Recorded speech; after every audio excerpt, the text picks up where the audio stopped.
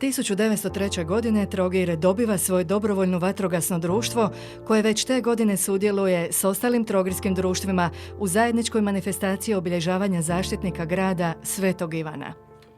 Novo osnovano društvo ubrzo je našlo oslonac u građanima Trogira koji smatraju posebnom čašću biti njegovim članovima. Nabavu vatrogasne opreme financirali su sami stanovnici Trogira uz pomoć općine. Nabavljena je oprema, skale i ručne štrcaljke.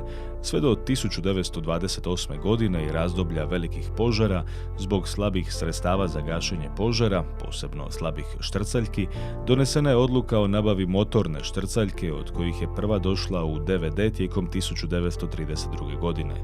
Jedna od njih, koju su članovi društva obnovili i sačuvali od zaborava, danas se nalazi u vatrogasnom domu.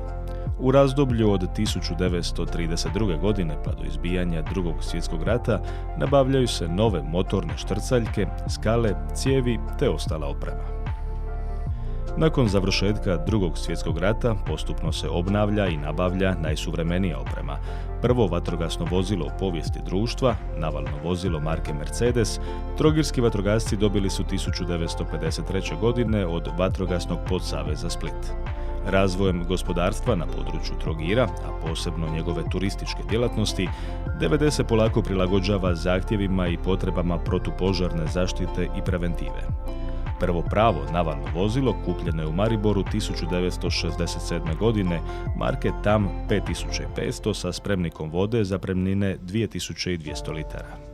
Međutim, kao jedan od najkrupnijih problema ostaje pitanje društvenih prostorija.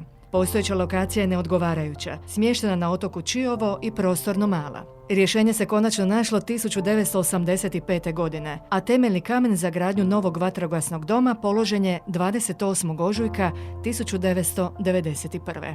Tijekom 2013. godine otvara se mogućnost izgradnje trgovačkog centra u sklopu kojega je prostor postojećeg vatrogasnog doma koji bi se zamijenio za izgradnju novog vatrogasnog doma. Ponuda je prihvaćena i 2015. godine izrađen je novi vatrogasni dom. 2019. godine stečeni su uvjeti za osnivanje javne vatrogasne postrojbe Trogir. Članovi DVD-a i tijekom Domovinskog rata dali su veliki doprinos u logističkoj potpori braniteljima, materijalnim sredstvima i osobnim sudjelovanjem u postrojbama Hrvatske vojske. U istom ritmu društvo nastavlja sa daljnim radom, nabavom nove opreme i poboljšanju uvjeta rada vatrogasaca. DVD redovito sudjeluje na vatrogasnim natjecanjima i postiže zapažene rezultate. Rad sa djecom i mladeži jedna je od važnijih zadaća svake vatrogasne organizacije, pa tako i DVD-a Trogir, koja određuje budućnost društva. Radimo ono što volimo, s godinama ljubav raste, a drago nam je da to sugrađani prepoznaju i cijene, poručuju trogirski vatrogasci.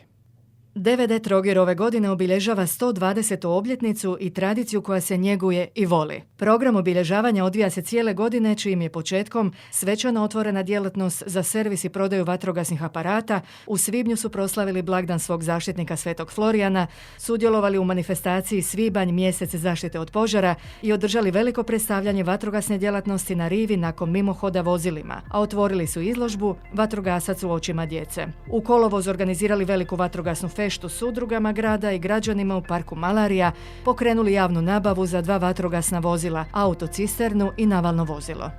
Velika dokumentarna obljetnička izložba planirana je u studenom u Muzeju grada Trogira u okviru programa Stivanje, proslave blagdana Svetog Ivana Trogirskog i Dana grada Trogira. 25. studenog održat će se svečana sjednica i tim povodom otkrit će se spomen poprsja Anti Vukmanu Ilaku u krugu vatrogasnog doma koji će nositi ime svojeg dugogodišnjeg člana, zapovjednika i predsjednika.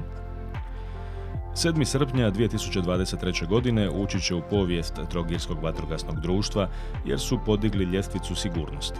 Postali operativniji u zaštiti od požara na moru, kako u marinama, tako i na obalnom rubu i otocima. U sklopu radnih aktivnosti DVD-a od 2020. godine djeluje i spasilački tim K9 sa školovanim psom Yoda i licenciranim vodičem.